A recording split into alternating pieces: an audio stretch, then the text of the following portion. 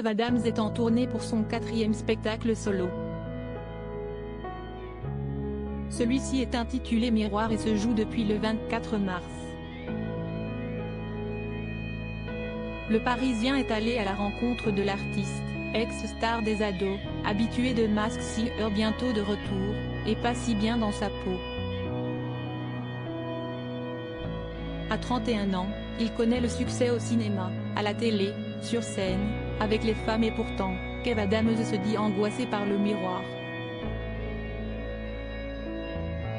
J'ai un problème avec mon image que j'ai pu exorciser avec mon métier, mais qui est resté un peu enfoui.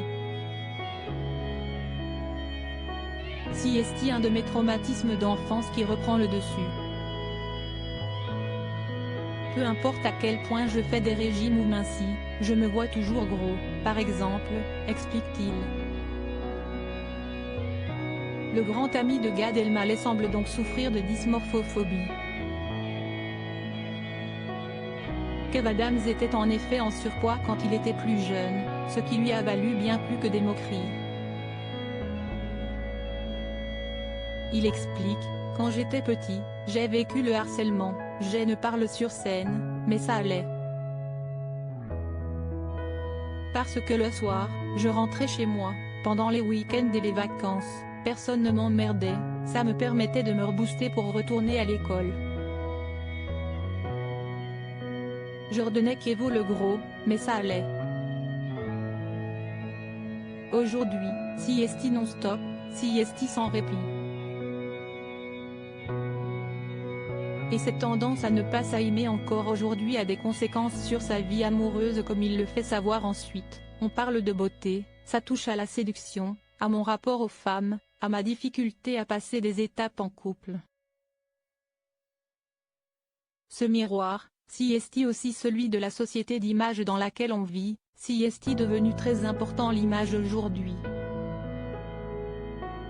Le fait d'avoir réussi à séduire une Miss Univers ne l'a donc pas aidé à prendre confiance en lui. Déjà en 2021, Kev Adams s'exprimait sur sa phobie des miroirs. J'ai très peu de miroirs chez moi. J'ai encore du mal avec mon image. Je n'ai jamais vraiment aimé me regarder, avait-il révélé à Gala. Et d'expliquer qu'il se trouvait difforme avec des petits yeux. De son époque en surpoids, en 2013 au JDD, l'humoriste déclarait « Le public ne peut se rendre compte mais de mes 8 à 13 ans, j'ai été bouboule, pour ne pas dire plus. Ça a été une période très dure, avec les nutritionnistes, les spécialistes de santé qui m'interdisaient des plats à la cantine. »